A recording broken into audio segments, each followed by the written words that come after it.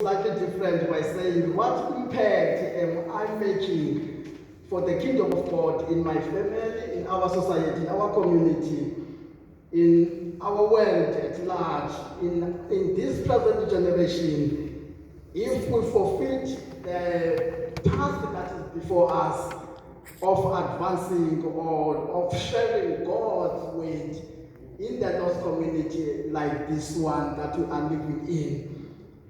But from the passage that is before us, that I just read,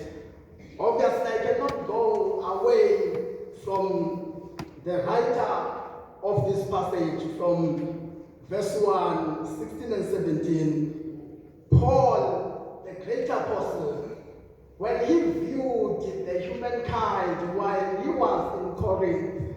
waiting for coming back in Jerusalem so that he can revive people, so that those who have received Christ as their personal Savior must go out to share God's word, starting from Jerusalem, Judea, Samaria,